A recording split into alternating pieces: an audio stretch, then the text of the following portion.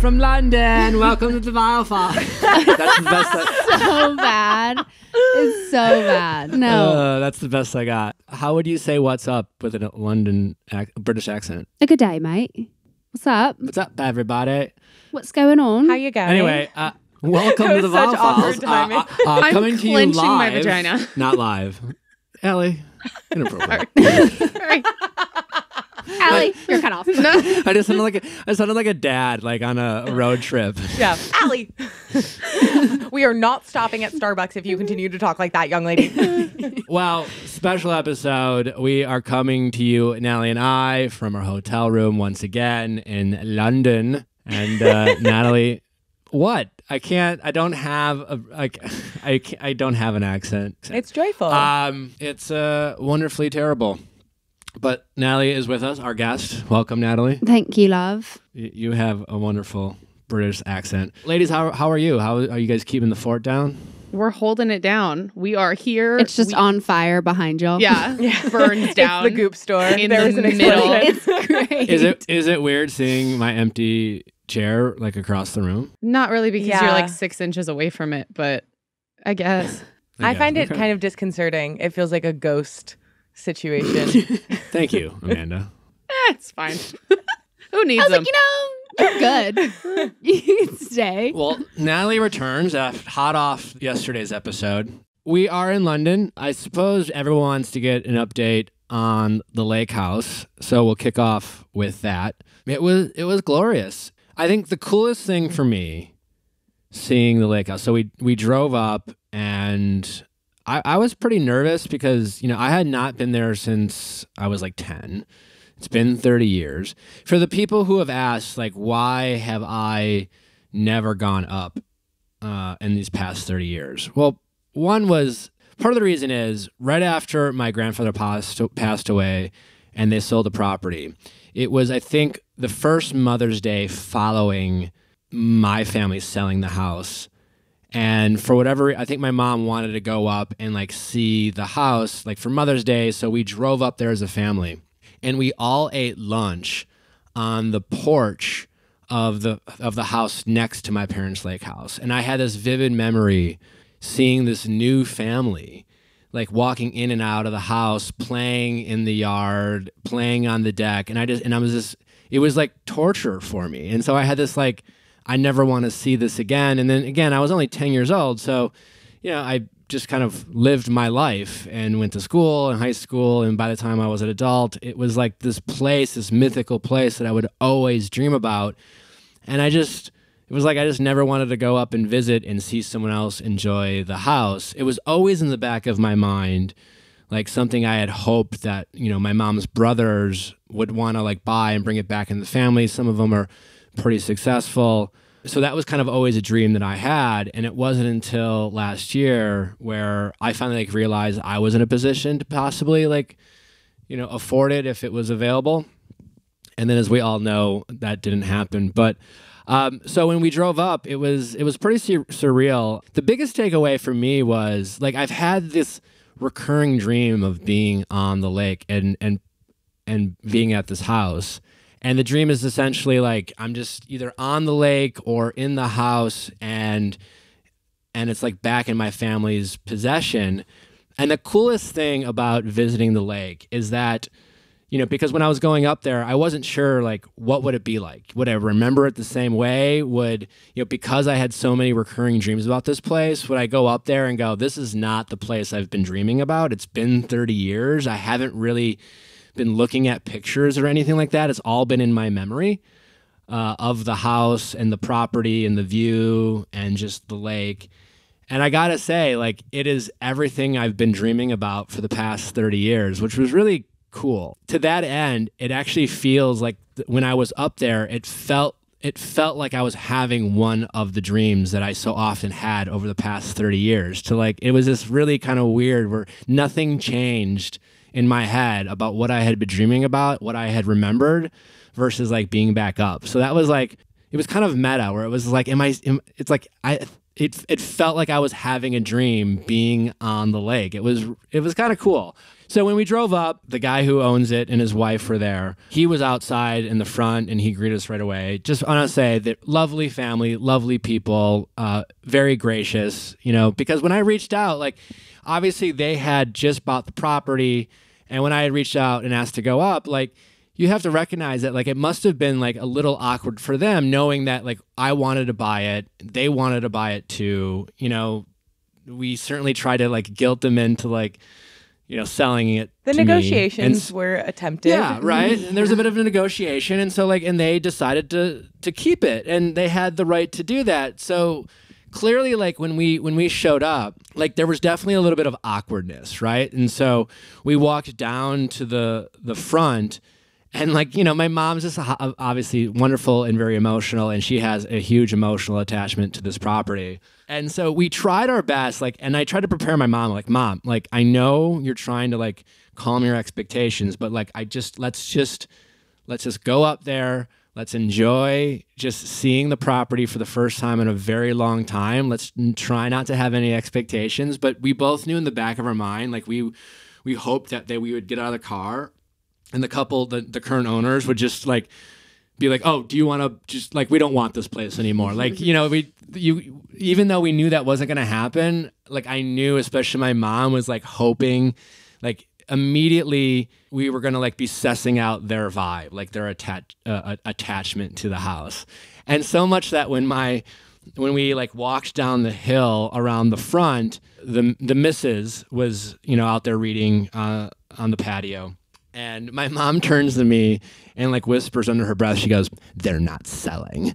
And I'm like, "Mom, we just got here. Calm down." It's just like, what did you expect? Like she couldn't, but like obviously she has this emotional attachment to it. And so they gave us, a tour of the inside. I mean, what was really sweet about them is like, they were just as like almost excited to hear like our stories of the place. Like, and I don't know if that was just them just saying, let them tell their stories and get it out of their system, so to speak, or they were naturally curious. But I think they were, because they would be like, well, was this here when y'all were, did y'all put this in, or did the previous owner, like how did this get here? Yeah, they really hadn't done a lot, which was kind of fascinating. Like there was a lot of things that the previous owner who owned it for 30 years left and preserved. So like when we were kids, there was like this swing set, which is basically two metal poles. It was like a very old school kind of like, something that was really made like years ago, like 30, 40 years ago. But it was this two metal poles. My mom had took the actual wooden swing when they sold the place, but the poles that held the swing was still there. So I was like shocked to see that. And so that was there. And then this birdhouse that my great grandfather built like 40, 50 years ago was still there. It was a little run down, but like that was still standing there. The steps leading down to the lake, when we were kids, like when they built the house, my mom she was one of 6 kids. And so, you know how when you like pour concrete, the kids always like write their name in the concrete. Mm-hmm. So when they built the house, all the kids did that. So the steps leading down to the lake, it was, Craig, Paul, Mark, Jim, Mary, John. And so when we were kids, we would like play hopscotch like down the stairs and like memorize all the names. And I thought I thought like they certainly like replaced those like steps, but like you could see very faintly that they were still there. Like you could like make out the Y in my mom's name. So like that was all still there. It was all very cool. And so they graciously took us out on the lake and did like a really slow pontoon ride around the lake. You could tell like we were like feeling each other out, right? Like, I was just trying to just enjoy it. And, my parents started asking them questions. And like, you could tell my parents trying to like suss out like how much they liked living there, like hoping for like a glimmer of like a sign that maybe, it wasn't like everything they thought it might be. Like it was it was around the 4th of July and it was just the two of them. And they're like, "Oh, you guys having family up?" And they were like, "Oh no, their kids like had some other plans." And so like you could tell like me and my parents were just like, interesting, like maybe like their kids, you could almost sense a slight maybe, and I don't know if this was us like reaching, But like you could almost sense a slight maybe disappointment where like they had bought the property with these hopes that their kids would come up and enjoy the lake house. And it sounds like they had done that in previous weekends, but this was, 4th of July weekend and they weren't up there. So we're like, oh, maybe their kids like are just like, they're in their adult lives doing their own thing. So we were definitely like trying to like suss them out. But again, just they were very lovely and very nice and very gracious because like I give them a lot of credit because it must have been a little awkward to have us it just had to have been like, cause they knew we wanted it. Right. And like, there was a moment after the pontoon boat ride where the mister like kind of asked me some questions and I just didn't know what to say because I was really just trying not to like bring anything up. I didn't want to put him in an awkward position. Like I really was just trying to be grateful that they allowed us up to just enjoy it. And then we kind of sat at the patio and, talked a little bit and like talked about some memories. There was this one point my dad goes, yeah, I really think this is like the best property on the lake. And me and my mom were like, Dad, shut the fuck up. Like trying to like, what do you feel like, wow, this is worst. Really run down and it's going to take a ton of money to fix. This is terrible. Have they found out about the termite infestation yet? Yeah. But yeah, other than that, I mean, you could tell that there was a couple moments where I felt like I was like, Mom, like lock it up, keep it together, because I could tell my mom was getting emotional.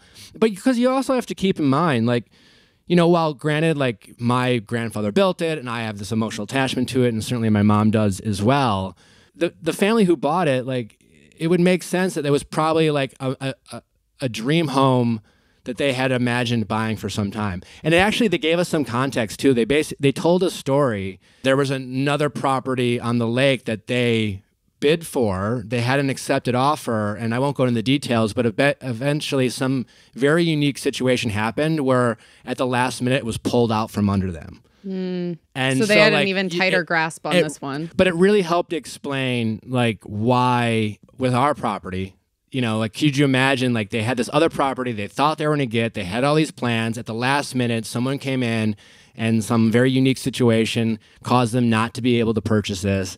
And then they get another accepted offer on this place. And then like I come in and be like, no, wait, I want it. I have dibs. Like it helped at least explain why they were committed to like not listening to other offers and they just wanted to get it. So, I mean, it helped. It at least made me understand the situation a little bit better, as hard as it was to hear. But like, again, it was very nice. I was really thankful that they had us up. I mean, it's for all the people wondering like what's next. I mean, what's next is like nothing, unfortunately. Like, and I emailed them afterwards and thanked them again and just reiterated that like if they knew other properties on the lake that might go up for sale, to keep me posted. But specifically, if they decide to let it go, to let me know. And I honestly I would say like 60-40, they're going to keep it. Because I definitely think if I were trying to make a case for like optimism, like this is a couple that is like nearing retirement. They're actually they're basically around my parents' age, right? They're not quite retired, and they have children who seem to be in their early adult. And it's just like they probably imagined buying a place like this when their kids were a little bit younger, but they just, for whatever reason, weren't able to do that. And now they have it, and now their kids are like, living their lives. And this is a property it's kind of in the middle of nowhere. It's very, it's a lot of property. It potentially is a lot to take care of. Like it's a lot, right? And so the hope is they get up there, they really enjoy it. It's nice, but their kids aren't enjoying it as much as they had hoped, and it's just a lot of work. And then ultimately they're like, hey, we got a couple good, summers out of it. Maybe we'll just see if, Nick wants to get it. So that's the hope. I think the key is how much do their kids use it. They seemed like a couple that they enjoyed they were very gracious. It seemed like they might like enjoy entertaining and like having people, like very, very friendly people. Because it would make sense, right? It would make sense that they bought it with like these dreams of how it's going to be utilized in the family. And it could just easily, how sometimes you buy something thinking you can get a lot of use out of it, and it just doesn't go that way. Mm-hmm. And that might change like what you decide to do with it. I think that's the big X factor. Yeah. So I don't know. But either way, it was very nice, and they were very gracious and very lovely people, and it was very generous of them to have us up. And I'm glad my mom, for the most part, behaved herself. She got a little emotional at the end. They, like kind of gave us like come back anytime. I don't know if that's like something we're gonna like make a habit of, because it was nice to see, but like it's there. There was a bit of awkwardness throughout the day, but we spent a good couple hours there, and they were very lovely and very gracious. So that's the update. Yay. Yay. Let's take care of our minds, people. Of course, we are talking about our friends at BetterHelp who have been with us for such a long time because we love making access to therapy easier than ever before. What's great about BetterHelp is they make it incredibly easy. They make it more affordable. They make it easy to find a therapist. They get you aligned with a therapist that works for you because it's so convenient. And in convenient, we mean like you can literally find a therapist to work with BetterHelp within 48 hours of reaching out to BetterHelp. They have so many therapists that they work with. You can try a new therapist every time until you find someone that you really connect with. It's really important that you find someone that you connect with, that you want to talk to. Otherwise, you're not going to get the most out of it. So BetterHelp Online Therapy offers videos, phones, and even live chat only therapy sessions, so you don't have to, do a camera thing. Maybe that's not your vibe. It's much more affordable than in-person therapy. You can be matched with a therapist in under 48 hours. You just take a quick assessment, a quick quiz. We love quizzes. Maybe you just feel a little burnout. Maybe you're stressed at home. Maybe you got some relationship problems. Maybe you're feeling some loneliness with a lack of friends in your life. You don't really need a reason. You just have to want to chat. Our listeners get 10% off their first month at betterhelp.com/VIALLFILES. That's Viall Files. That's betterhelp.com/VIALLFILES. So Everlywell, Amanda and I both did some Everlywell at-home tests, and they were super easy, super convenient. They come delivered right to your door. You can take the test from home. Mine was a little like blood panel, so it came with a little finger prick, put it on a little card, packed the card up. It came with a prepaid shipping label. I just put it in one of those USPS boxes, mailed off. They have an app, notified me a few days later that my test results were ready, listed everything out so that at that point, like if I had wanted to take my results to a doctor, I could have. I didn't need to. I had a clear bill of health, but it was good to know information. And they have a bunch of different tests depending on what you need. Absolutely. They have like STI, STD tests, and the process is so much more seamless than a women's health test, a food sensitivity test. Metabolism. If you're curious about your thyroid, yeah. Yeah, so many options. My least favorite thing about getting blood work done or any kind of testing at the doctor is that I then get all these random bills from the lab like months down the line and I never know what the actual cost is. The nice thing about Everlywell is it's like up front, you get the test, they send it to you, you send it right back. The label is in the container. You don't need to have a printer. And then you get a notification on the app as soon as your results are ready. So it's also just as quick. So cost efficient. Like I'm shocked at how low their prices are. Affordable and transparent prices. That's right. And then they have your physician-reviewed results. They get sent to you right to your phone or device in just days. And then you can share your results with your primary physician to help guide the next steps. So they have 30 different at-home tests, depending on what you want to do. But in addition to the tests, they also have really high-quality vitamins and supplements to support your health. So you might want to test for some things, but you might also be deficient in other areas. So you can shop there. So everything from like vitamin D3 to omega-3 fish oil. They're taking care of you from the inside out. And for our listeners of the show, Everlywell is offering a special discount of 20% off an at-home lab test at everlywell.com/VIALL. That's everlywell.com/VIALL for 20% off your next at-home lab test. everlywell.com/VIALL. Talking about summer houses, should we get into the hot girl summer conversation? Sure. I was doing a little digging because I was thinking to myself the difference of like a hot girl summer versus a relationship summer and how they differ. I was trying to figure out if there was even a name for like a relationship summer. Couldn't really find one. But I did stumble upon this article from July of 2021, and it's entitled, "Can I Have a Hot Girl Summer in a Long-Term Relationship?" And it's written by Tom Rasmussen. And if I understand correctly, Tom was talking about how he has been with his boyfriend for about 6 years. They went through the pandemic together. They now have a dog. They've like made all these kind of bigger, more monumental steps in their relationship, but he still has this kind of desire to go out to a club or to, have someone else think he's attractive or flirt with him or have these kind of hot girl summer moments despite seeing someone seriously. The one context I will give is he did describe it as a monogamish relationship despite them being together for 6 years. So I want to point that out. Doesn't sound like it's fully monogamous, but he was saying that he received not one, but 2 DMs in the summer of 2021 asking him out or saying that he was cute. And instead of or like shutting it down completely and saying like, I have a boyfriend, whatever, he was very intrigued by what that could mean of, is this really a date? Do I spend time with this person that DM'd me? So he wanted to bring it up to his boyfriend because he was saying, if we can't bring these up 6 years into the relationship or these like hidden desires, how are we going to bring this up when we're like 60? He basically just went up to his boyfriend. And so he went up to his boyfriend and he said, okay, so I think I've kind of been asked on a date, but obviously, like I don't know what to say. That's kind of how he brought the canon on stage.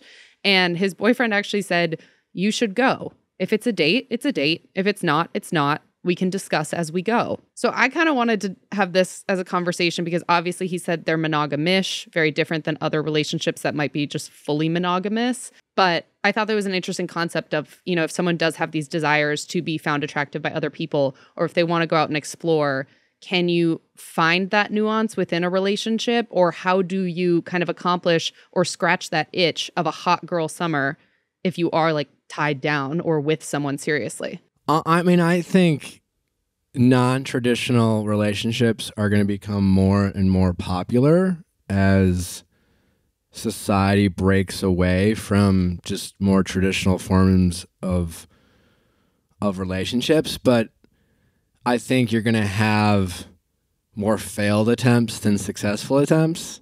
To have these types of like non-traditional relationships with like, let's say an open relationship or something that allows you to have a hall pass or things like that. It requires so much trust. And so much communication. In a relationship. And that I think so many people often use it because they're having doubts about the relationship or reluctance. Because it only works if the relationship is in fact truly healthy and you are truly happy and there's no like deeply underrooted issues like not feeling seen or heard or like not feeling loved and things like that. And as a result of the problems in a relationship, you start wondering if there's something better. As many, people who have been in a monogamous relationship that ended, we've had those feelings of wondering, it's like, oh, could there be something better? How do I explore that? And it would, and I think a lot of people are going to incorrectly, use these non-traditional relationships as a way to try to like vet out their options while like not losing what they currently have. And I think for those who do that, it's going to be an absolute train wreck. And that's why it's like, I think almost never really works because it only works when the relationship is in fact healthy. And it's like, there has to be this commitment of like expectations of like, I'm happy, we're happy. And I think it only works with two people if they recognize that despite this love and this desire to be with one another, that as like red-blooded humans, they're just like, we're attracted to we find other people also attractive, right? Like if you have that choice where like, I always say like, I choose to be with my partner. I'm not with my partner because like it's somehow preordained. It's like an active choice. It's not because I'm not attracted to anyone else. It's that I am most attracted to you, not only just physically, but emotionally and, all those things. So I think it's just really a challenge to bring up.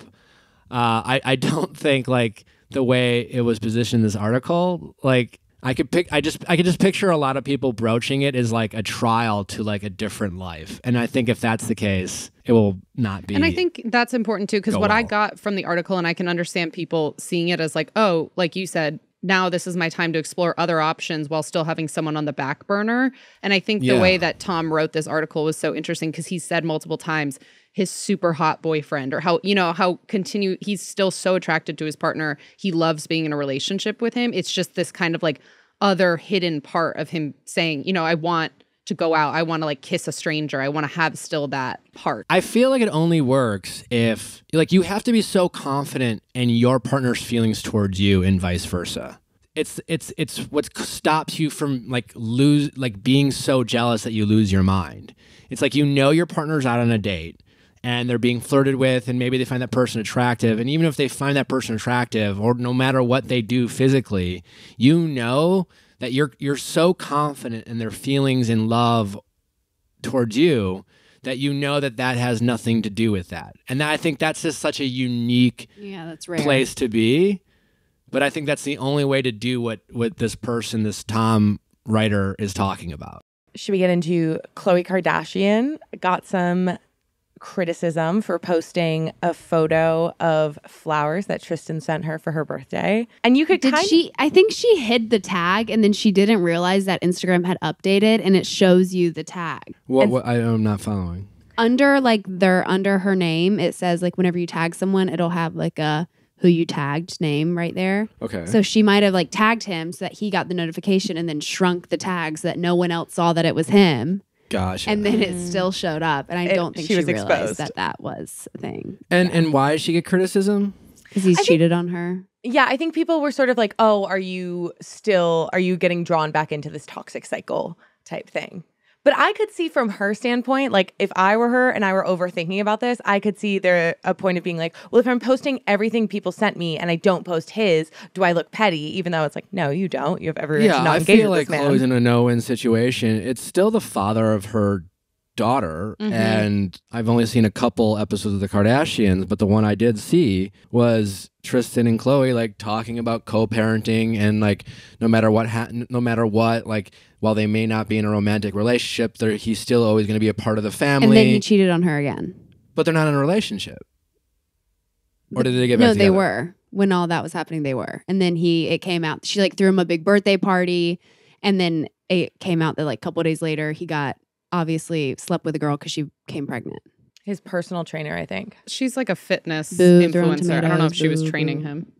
But he left his birthday in like March, flew to Texas, and then slept with her a couple days later. Yeah. She got pregnant.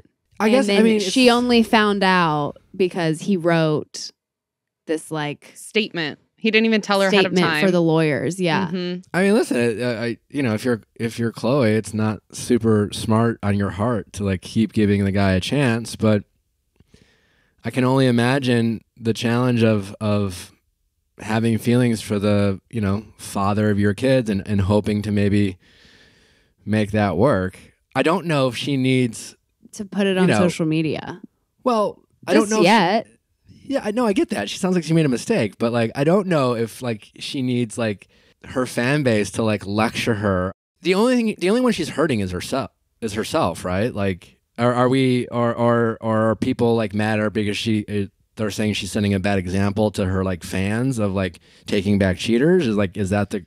I just think she has a history, and people insert themselves into the narrative. She's had a history of very much forgiving him over time. Sure. She's prioritized True. She's tried to, turn over a new leaf, get back together with him. I don't think posting the flowers is a sign that she's necessarily like getting back together with him, but I guess that's how people are interpreting it. To me, it seems like her fan base or the critics who are criticizing this are like the friends who, have a friend, right, who is dating the toxic person who's been cheating on them. And we hate that for our friends, but like, you just got to be there for your friend and keep reminding them that they deserve better. And when they don't make the choices you want, you don't say, I told you so, or lecture them. You just keep reminding them they deserve something better and try to support them in their time of need.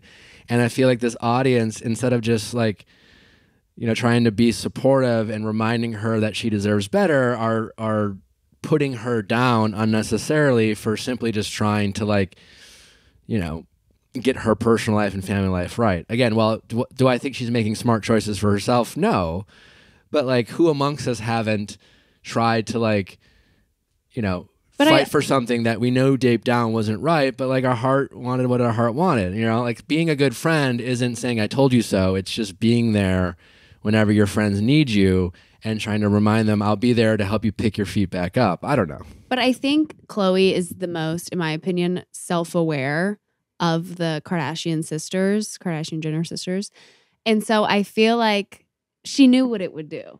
And so that's just, it seems like she wanted people to know that, or Well, I don't know. Everything the Kardashians do, you kind of have to take with a little bit of a grain of salt because they are masters of marketing, and the whole family seems to understand the need and willingness to like cause drama that will create criticism for them, but they like understand the long game and the net positive element of like the relevancy. Criticism or not. Yeah, the relevancy. So like I feel like she might have just meant to put it on her close friends. There is also the point of like, obviously he's behaved in ways that have humiliated her and made her feel and look like really bad. And so I think maybe there's also this part of it that's like, he's sending me all these flowers. And like, even though you know it's still not the right answer, like there's still that little part of you that's like the ego that's like still a little bit engaged in the situation.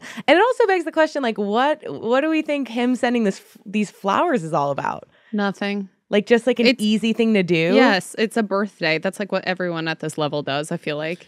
You should have seen Kim's table before she took her law exam. It was like covered with these giant floral arrangements. I feel like people just do that. They all get Yeah, I don't know. I mean, I don't know what it's like to be in a co-parenting situation, especially if there's not like new partners. Do you still like send a birthday present or a card to like your partner, like say for Mother's Day? You know, like let's say you met me and I had a Natalie's kid. like, I know where this is going and I hate it. He's like, so basically we have a kid and then I break up with you. No. How do you feel? No, let's say I had cheat a on kid when you met me. I get a new No. I cheat on you. I get a really, really hot new girlfriend. No, Hotter no. than you. Let's say like when we met, I had a kid. Uh-huh. Would it bother you that I would send like a Mother's Day card to my baby mama on Mother's Day? You know, that's a little bit of a sticky sitch. I'll be honest Like, with what you. if I was just would like, be I a don't little. know, I I would just, have like, a lot of questions. Right, naturally, yeah. I'd be like, you know, what's Specifically Mother's Day. I think for a birthday and other stuff, it could be a little weird. But yeah, like, don't text your ex happy birthday, but maybe send your ex a Mother's Day card. yeah. if she's if she's the mother of your children, I don't know. Like, No, I think you just write a card from the kid and give it to them. probably right. Okay. Yeah, it involve comes the from kid with doesn't it. come from Well, you. I think it depends on how Yeah. civil things are. Because I do think, and I agree that, like, I think a big part of the value is being a unified front for your kids. And so I think it's, like, important that your kids see you acknowledging their mom in that way. Because I think that's a lot of the benefit of it is, like, modeling respect and, like, conflict navigation. So we all agree there's no actual reason for Tristan to be sending her any type of romantic gift for Mother's Day or anything else, given that they are not. I don't think it's romantic though. He sends Kris Jenner flowers too. I mean, listen, I don't get the whole Kardashian like once you're in like rule they have, but like it's clearly It's a a different rule. Yeah. Well, we're talking about them. We're talking about them. Talking about sex. Do we want to talk about nipples or divorce? All right, Natalie, do you want to talk nipples or divorce? Nipples. Okay. Okay, so Florence Pugh. Nipples for 500, please. And it's double jeopardy. Daily double. Thank you. Florence Pugh posted a photo of her at the Valentino fashion show in Rome. Absolutely stunning, wearing a sheer pink dress that displays her nipples. And people had some comments. There were a lot of people who wanted to weigh in about her body, etc. She kind of posted another Instagram saying she knew that this would unfortunately probably drum up some controversy, but that she's completely unapologetic about it. And it was just, let's do nipple check-in. Like, where are we at as a society with nipples? Who cares? Yeah. Who cares what other people are doing? I don't feel like I'm allowed to have an opinion on this. Okay. I feel like it's definitely become a thing because I feel like as we've become more, like as people have pushed the envelope in terms of fashion and especially like at events of how much is revealed, it has become part of a conversation. Like Miley Cyrus, I think, went on The Tonight Show with Jimmy Fallon or something and wore like a jacket and didn't have a shirt on underneath but had to cover her nipple and like made a comment that, oh, well, everything else can show but not the nipple. Or I think of like Cara Delevingne, who was basically shirtless at the Met, but had to do like pasties. And it's like funny because everything else can be revealed except for like that tiny area. Your areola. Yeah. The tiny areola. I think it also aligns with people having problems with mothers breastfeeding in public, which is another why the fuck do you care? Like, I'm feeding my child. Yeah, it's like if you Control don't want to yourself. see it, just look the other way. I Yeah. don't know. Yeah. Or change the channel, I guess. You know, network television can have its network television type of rules, but like other than that, like if it's not for you, just there are so many options for content out there. If Florence Pugh's nipples are like Bothering you. I don't Do something else. Scrolling, girly. I mean, where did she show this at? Like some sort of like it was a fashion show, right? Yeah, and she posted it on Instagram. So like this is clearly like an adult event. Like we're not like worried about like corrupting the youth, you know, right? Like Right. I mean, I don't think she's like flashing I children. don't think like no, parent like yeah. this is not like parents being like, oh my god, now my kids are gonna see a nipple. I also I think just there's feel like like- a huge generational shift with the nipple. Like I think well, bra wise for sure. Like I think underwire bras are special occasion now. And I think bralettes are the new normal. sure. I think the pandemic accelerated this, and I think it's always been a thing amongst like Gen Z. And so I think there's naturally this like ever evolving like can we chill out about this? And also we're now wearing undergarments where it's like Where more is the visible. criticism coming from? Is it coming from like older, more conservative women, or is it coming from men? I think there was a lot of, in her follow-up post that she was responding to, specifically men commenting about her body. And I think specifically, it's like, I don't want to platform this, but I do want to disagree with it, which is just that, like, I think men were, one of the things she alluded to is that people were referring to her as like flat-chested, etc. And kind of this inherent like misogyny of like, if you're going to show this, like, why don't you have the goods type thing? And I think her just like a big part of her sort of follow-up and like speaking out was just being like, I know exactly what I look like. I chose to do this. Please don't, like, nobody asked, so stop talking. Time for texting office hours? How's it going? Hey, Nick. My name is Catherine, and I'm 22 years old. Catherine, how can we help? So whenever I first wrote in, I thought I would need help drafting a text to shoot my shot with a guy that had not responded to a text. But since then, things have progressed as of like Saturday night. Long story short, I just moved to a new city and we met on Hinge and just to meet new people. And we found out that we went to the same college. And this was weird because the college is like 8 hours away from where we live now. And even weirder, we found out that his best friend is my best friend's brother.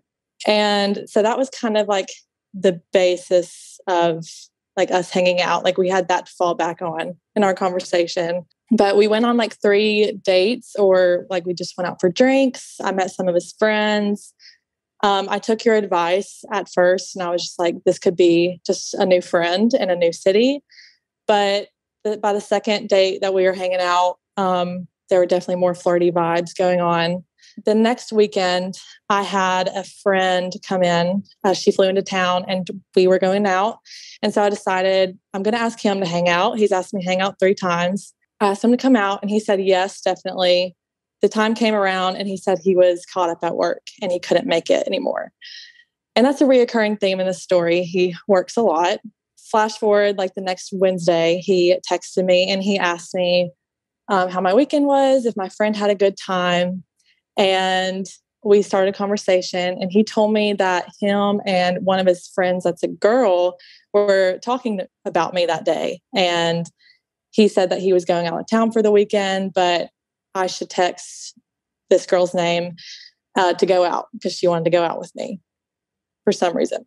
And so I texted him and I said, yeah, like give her my number. I'm down to go out. And then I asked him why he was going to this place that he was going.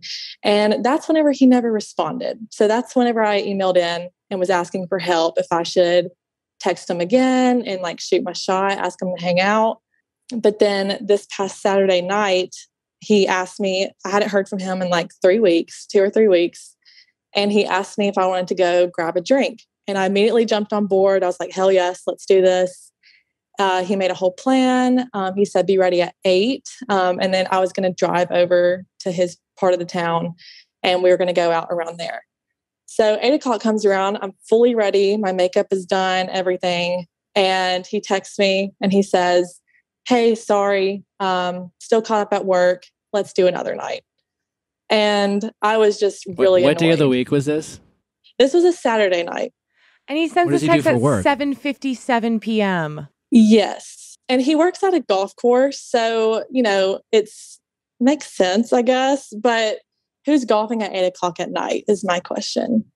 And he told me that in the text, he said, like, as he was texting me, he thought he was leaving work, but he got caught up. But like, I just don't know. Does he what like to run a believe. pro shop? Does he like What does he put do? the carts Yeah. away? What is his position? I don't know how to explain it, but he's like the manager of like the maintaining the yard, I guess. Okay, The grounds so crew. Like Yes, facilities the grounds crew, management. that's a better term. okay, so Yeah. if like someone scuffed up a couple of greens, he would have been caught up at work and had to stay back to clean them up or something, or put someone I in guess charge so. of that. Let's just I guess assume for the time being he was in fact tied up at work. Unless Okay. Are you doubting that he's even being honest? I don't know. Like a few of my friends were like, that's kind of sketchy. Like it's a Saturday night, but the way whenever we were hanging out in person, the way he talked about it, he sounded like work is his life. There was one time whenever he picked me up for our date and he was on the phone about a work call, which red flag, it's kind of annoying, but How old is this guy? he's 25. But that was Saturday. Has he followed up since? No, I responded and I said, okay, no worries. And he responded again and said, sorry, I'll make He'll it make up to you. And he hasn't, in fact, made it up to you yet. He has not. No. So I guess my question is like, if he does text me to like make it up to me, quote unquote, do I even go for it? Like, should I just ditch this guy or should I like play hard to get? I think if he reached out, like unfortunately in this day and age, like people are so passive in like their dating approach. So I mean, have you hung out during the I week? would say if he texts you again and says, hey, sorry about last time, like do you want to get dinner tonight? You can be like, would love to, but I don't really feel like getting stood up again. Yes. That's good. I don't really feel Yeah. like getting ditched again. And then he can be like, oh, wait, no. My bad. Sorry, wait. I mean, that's one approach. That's my approach. Definitely. I think that's What good. what would you do? Well, I mean, it just I don't know. He could If she- honestly be getting tied up at work. if Who she knows? just, well, that's the thing, right? Like if he is dedicated at this job and then let's say he loves it, has a passion for it. Like, I don't know anything about, you know more about golf courses than I do, but maybe like something came up. And as shitty as it is, like that you got ready and had your makeup on, if it was an actual reason, then you like, But 3 Giving him- minutes, it's the timing is the thing. I what think the time fact that does he it get dark Yeah. in where you live? What time does it get dark? 9. It gets dark, like 9 o'clock, 9:15ish. What I'm saying is there's people like they can't work in the dark. The sun's going Well, down at she 8 has- o'clock. You Like she has to decide whether she believes him or not. regardless of whether it's true or not, it's the fact that he could have communicated a lot more proactively, because I think it's a different kind of sting when you're already ready for the date. Exactly. Mhm. Like I felt like I it's was 3 sitting on minutes my, beforehand. Right. Like Right. you gotta When say were you that at supposed to get together? 8. So yeah, And he well, texts he you told at me 7:57. 7:57. That's yeah. what I'm saying. That's insane. And like he knew, like he texted me, I think first around like 6:30ish, like asking me if I wanted to hang out. And so I immediately got ready. Like he had to know I was getting ready. And and at 7:57, he had to know I was fully ready. I don't know. Cause I had to drive, I was going to be driving like 20 minutes to where he lives. You were supposed to be there at 8? No, he was supposed to text me and tell me when okay. I could head that way. Oh, Like okay. whenever he left work and I could go. Okay. But he said like around Yeah. 8 or something, right? As like kind of Right. a loose. Do you think he's going to reach out? Well, I didn't think he would reach out after he didn't answer my text about asking him why he was going to the city, but he did. I don't know. I think he will, but I don't want to get my hopes up. You can say, for sure would love to, but let's make this a plan when you're off of work for good. Yeah. You know, I like how you're going with that. You say like, I would love to. You start with, I would love to. Uh-huh. But let's figure out a way that like prevents you from flaking on me. Like call him out Okay. for the thing. Like, you know what I'm saying? But like, I wouldn't just say, nah, like I'm not interested in. No, I said would love to, unless I you're like- going to ditch me again. I just don't feel like getting ditched again. Well, I'm fine with, you didn't lead with the I love to. Yeah, I think you can throw in a little sass. Okay. Especially with a So winky just- face, you know? So that way it's playful and not passive. Okay. That I all like depends that. on if you plan on ditching me, like flaking on me again. Yeah. I just don't Like want to no one seem likes like to be too... called a flake. He flaked. Right. He did And flake. this isn't the first time, right? Like, did y'all have plans again? Like, wasn't there another time where he? Yeah. So whenever my friend came in town, I invited him. Like this was me reaching out to him to come out, and he had to work again. So Like, oh yeah, just be like, well, when do you have a school night, or when's not a school night or a work night or something? I don't know. Yeah. Okay. there's ways that So you say, can like, say I it would- playful, but also like, Yeah, let's not. let like, him know I'm you not are interested. playing this game of. Yeah, you let him know you're Right. interested, but like you also like respect yourself not to like keep doing this. Like you can let Exactly. him know that he's being inconsiderate while still like showing an interest and like hoping that this is not who he is. Okay. Yeah. See, I just didn't want to. That was my dilemma. Is I just didn't want to seem too available whenever he came around. If I he wouldn't comes worry around. about being too available. It's just more. It's like, how do you like? I you know, the whole not worrying if you like overthinking if you're available. Like, I think it's fine if you say you like someone. There's a difference between Right. acting too available and being like okay with someone not being like mindful of your time. It's really productive when you kind of like challenge a guy's like no guy wants to like no one in general like wants to be like thought of as unreliable or flaky. Like how maybe it's just like thank God you're not like this at work because you would be fired or something like that. Yeah, that's good. He's not Like- flaky to his job. Yeah, I don't know. I also though wouldn't if he does reach out to you, and you are doing something else. I wouldn't like blow off what you're doing to jump to hang out with him. Like I would just be honest, and be like, no, I'm actually like busy. I'm doing something else, but like, let's try for tomorrow Oh, or something. yeah. You know, like I wouldn't. 'Cause I would, I've done that before, where like I've made plans with a girlfriend, and then a guy texts me. And he's like, "Hey, do you want to get together?" And I'll text my best friend and be like, "Hey, sorry, like he reached out. If like he- I'm going with Yeah. If he reaches out to I you can and be asks guilty of you to that. hang, Yeah. if he reaches out to you, she's absolutely right. If she reaches out to you and asks you to hang out day of, hard no. Okay. Be like, no. And then that's where you can throw in a joke. Be like, I'd love to get together sometime, but like you don't have a great track I don't record trust in your work following schedule. through the day of. Like you need to plan some things. And let's like do it in a like let's plan on a day where maybe like you're not working so you don't flake on me again. Okay. And like Yeah, and then that's way that like then you can throw in a little bit of sass, like you're challenging him to like step up and be like a reliable person. Right. And then hit him with the like I have plans tonight. Either way, I don't think it's in your best interest because like you're not very reliable when making plans the day of. That's a little much. Yeah.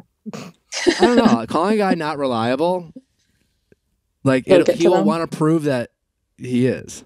Yeah. You're not the most Okay. reliable making plans the day of. Definitely not. He's He's definitely not. but yeah, I like that approach because I'm not a big fan of like playing hard to get. I just feel like it's playing games. So yeah.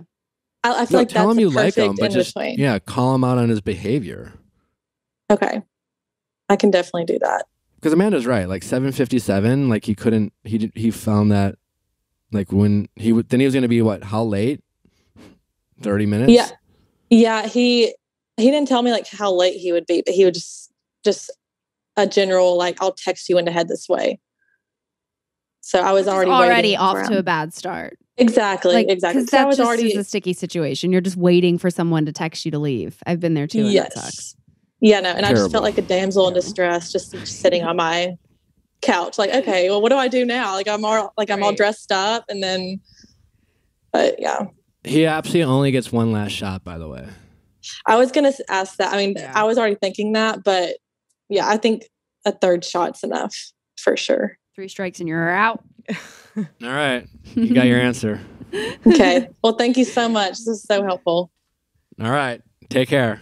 Good luck. Thank you. Okay, and then we also have some like more rapid fire questions that got sent in that might be fun. This one is about chewing. If anyone would like to know more, shall we jump into it? God, that is my life, listening to Nick chew. Ouch. All right. Hi, Nick. Desperately need help during texting office hours. My friend went on 5 or 6 dates with a guy and really liked him, but he has the syndrome where you don't like chewing, and after hearing her eat something alone, he ghosted her. It was our theory that he got scared of her chewing and dipped. 3 months have gone by, and he called and left a 2-minute voicemail apologizing and said he was working through things and wasn't ready for a relationship. My friend still has a mini crush on him and wants to be breezy and respond, but isn't sure what to say. Can y'all help her craft something to be casual, but potentially see where things go? I have too many follow-up questions here. Like, how do they know it was because of the chewing? Right? Yeah. Because this 2-minute voicemail about like needing to work on himself doesn't seem like it was about chewing. But what if he's working on his fear of chewing? He could be working on his fear of chewing. Maybe that's what he's working through. So he called and he left a 2-minute voicemail apologizing. 3 months later. 3 months later. And she wants to like respond to this voicemail. That's like easy breezy, potentially see where it goes. Yeah, like reinitiate contact. But he's like, he's done that. So like she just has to respond. Yeah. Apologizing Just call and him said he's back working and through be things. like, Thank But you he for also apologizing. I hope. He I also think said she he's like not gets ready a for pack of Big relationship. League Chew and just puts a bunch of gum in her mouth and calls him back and just. Ew. But if he also says he's like working through things and not ready for a relationship, do we even need to? Did he? Reach out? He's still not. It's been 3 months. I feel like it takes a lot longer to work through a chewing fear than 3 months. It is a good sign that I mean- he thought of her after 3 months, that it's been weighing on him to the degree that after 3 months he would reach out with this voicemail. I wouldn't give him too much credit. He's still like ghosted. Yeah, not net positive. I would call him back and say, thank you for apologizing. I hope working on yourself goes great. TTYL. Well, if she's not interested in going out with him, why follow up? Because she says she does still wants have to. a crush on him. Yeah. No, I know, but you said your advice was to like talk to you. Because like obviously he's still working on himself. And if he still has this fear, like she's still obviously going to chew around him. So like he needs to continue to work on himself. And once that work is done. Well, we don't know if it's actually that was the issue. It sounds like her and her girlfriend sat down, and when you get ghosted, you don't know why, so you just guess. Mm-hmm. You're like, how can someone just disappear on me? And they came up with, I chewed.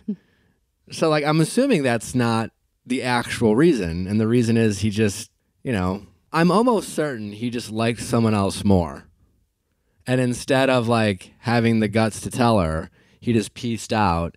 And he thinks him saying, I'm working on myself sounds better than I chose someone else over you. Mm.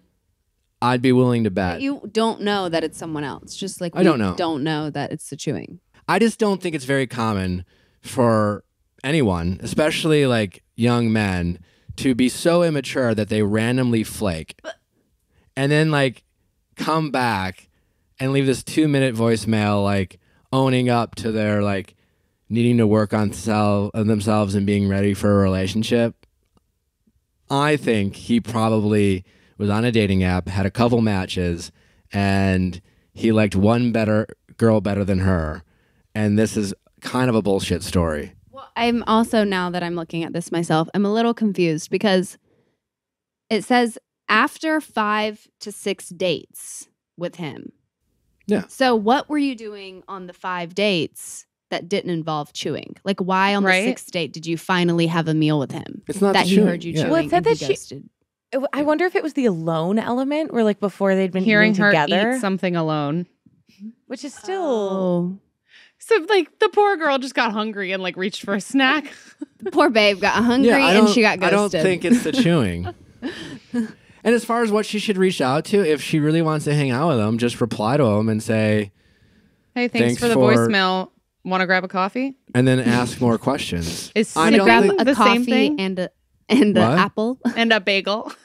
I don't think this is her guy. That's my 2 cents. But if just follow up with them and say, let's get together. Yeah, I would say thanks for the voicemail. Let me know if you want to grab a Hey, drink. stranger. Nice to hear from you. Glad to hear you're alive. You like throwing in some sass. I do. None That's of when this you is get a ghosted surprise. or when someone doesn't respond, like you deserve some sass. You don't deserve Yeah. just a purely sweet, innocent text back. Well, I think he deserves deserve a not little to sass. have a second chance with her, but she seems to. She still has a mini crush. And that's what I'm saying. It's like if you're willing to forgive this person for doing this, then it's like when you get cheated on. Like no one's saying get back to this person, but if you're gonna choose to forgive someone, you don't like. It's not helping the reconnection and the building of like this broken relationship by like throwing in jabs. But It's like one little one at the beginning, you had me throw in a jab when a guy ghosted me on a dating app and then came back up 3 months later. You had me say something along the lines of like, wow, like didn't realize I think that- if she's gonna give him a hard time, she does it in person. So does she just say like, want to grab coffee this week? But like, wow, surprised to hear from you. Yeah. I'm glad you're working. Like, sounds like you've Thanks really for made some. apologizing. Glad thanks you're for- working. Yeah. And then I would have her say, I am free. Pick one day that she's free and give him one window. So I would say something like this. Thanks for reaching out. Glad to hear you're working on yourself. I'm available Thursday. If you want to grab coffee. If you want to grab coffee, and give him one option, like give him a small window to shift his plans to see you. I like that. But it has to be enough time in advance to where he can switch his mind. He can't be like give him tomorrow. give him like a 3, like if it's Monday, say Thursday or Friday or whatever. Give him like a 3-day lead time, but give him one specific date in which you're available, and that's it. And see if he's willing to like go out of his way. If he's not, like, and again, if he's just like, and don't make it at like 2 p.m. where he might have a work, unless he has a very specific reason why, like, oh, I got a softball game, or I guess like, or, but it was like, oh, I have other plans. Other plans aren't good enough. He has to have like a very specific reason why he can't make that one window, and other plans aren't it. That's my 2 cents. Well, I think that's it. Thanks for bearing with us, dear listener, as we try to muscle through this week while we were traveling international. Nick, will you Dear do your listener. outro in a British accent? Nick and Natalie. Please. Will you take Thank you close so to the much British for Thank you so listening, much, babes. everybody. It was absolutely lovely to chat with you. Back next week in studio, we have Blake Moynes doing the recap for our Bachelor Recap. And we have Jeff Perloff from the new hit show, The One That Got Away, to join us on Going Deeper. Big week ahead next week. Also, as always, you're Ask Nick on Mondays. We thank you for listening. Subscribe, tell your friends, all that fun stuff. Babe, thanks for being with us this week. Happy anniversary. Happy anniversary. Absolutely. Allie and Amanda, great work as always. Love you, Thanks for keeping the girls. fort Happy down. anniversary. Oh, wait, cute. It's not our anniversary, but we'll just take it. I mean, Alright. everything's technically an anniversary. That's true. It's just not a big one. A day. Bye.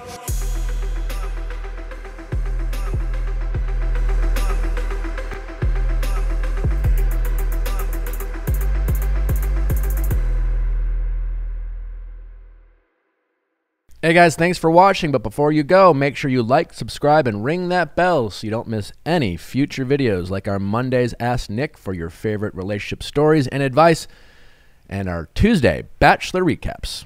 See you next time.